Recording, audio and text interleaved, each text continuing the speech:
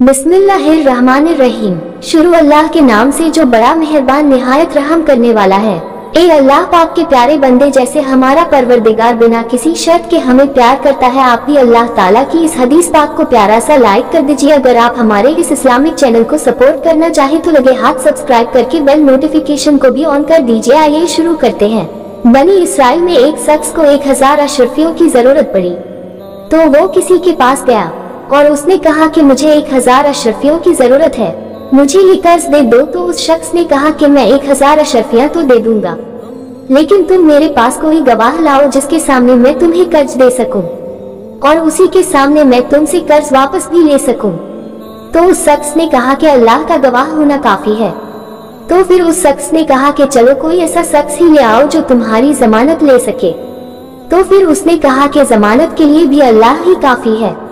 तो फिर कर्ज देने वाले ने कहा कि बेशक आपने ठीक ही कहा कि जमानत के लिए भी अल्लाह ही काफी है।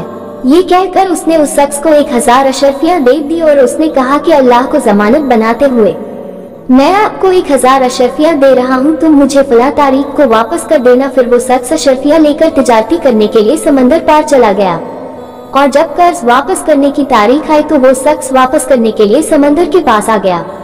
वो किसी कश्ती का इंतजार करने लगा, मगर कोई कश्ती उसे नहीं मिली और उसे कश्ती मिलने के कोई आसार भी नजर नहीं आ रहे थे और उधर कर्ज वापस करने की तारीख भी करीब आ रही थी। जब उस शख्स को कोई भी रास्ता न मिला तो उस शख्स ने एक लकड़ी ली और उसमें एक सुराख करके 1000 अशरफियां उसमें डाल दी और साथ ही एक खत में कर्ज देने वाले का नाम लिखकर अशरफियों के साथ रख दिया और उस लकड़ी का सुराख बंद करके समंदर में डाल दिया और कहा कि अल्लाह तू जानता है कि मैंने तेरी जमानत में एक शख्स से कर्ज लिया था और वो शख्स तेरी जमानत पर मुझे कर्ज देने पर राजी हो गया था। अब जो कि मुद्दत पूरी हो गई है और मुझे वहां जाने के लिए कोई कश्ती भी नहीं मिल रही कि मैं वहां जाकर उसका कर्ज वापस कर सकूं, तो अब मैं ये अमानत तेरे जिम्मे करता हूं, अब तू ये अमानत उस शख्स तक पहुंचा दे। ये कहकर उसने लकड़ी समंदर में बहा दी और वो वापस चला गया। उधर वो कर्ज देने वाला शख्स इस उम्मीद पर समंदर के किनारे चला आया कि शायद वो सौदागर उसका कर्ज वापस लेकर आया हो। उसने देखा कि यहाँ तो कोई भी कश्ती नहीं है मगर एक लकड़ी बेहती हुई आ रही है। जब वो लकड़ी किनारे तक आ गई तो वो उसे उठाकर जलाने की खातिर अपने घर ले आया। फिर जब उसने लकड़ी को काटा तो उस लकड़ी में से 1000 अशरफियां और एक खत निकला जिसमें उसका नाम था। ये देखकर वो बहुत हैरान हुआ और अल्लाह का शुक्र अदा किया।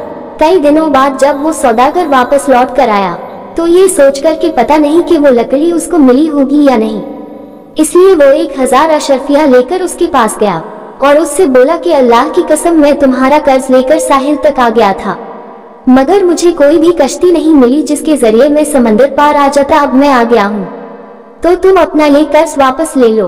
तो कर्ज देने वाले ने ये कहा कि पहले तुम मुझे ये बताओ कि तुमने किसी लकड़ी में रख के 1000 अशरफियां और एक खत मेरी तरफ भेजा था।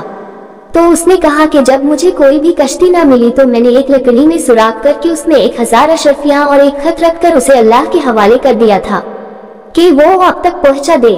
तो कर्ज देने वाले ने कहा कि हाँ, वो लकड़ी मुझ तक पहुंच गई थी और मेरा सब कर्ज मुझे मिल चुका है, अब तुम ये अशरफियां वापस ले जाओ।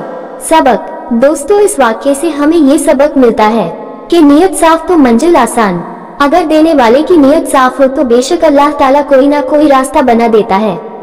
अल्लाह ताला हमें भी सही रास्ते पर चलने की आसानी अता फरमाए। आमीन अल्लाहुम्मा आमीन।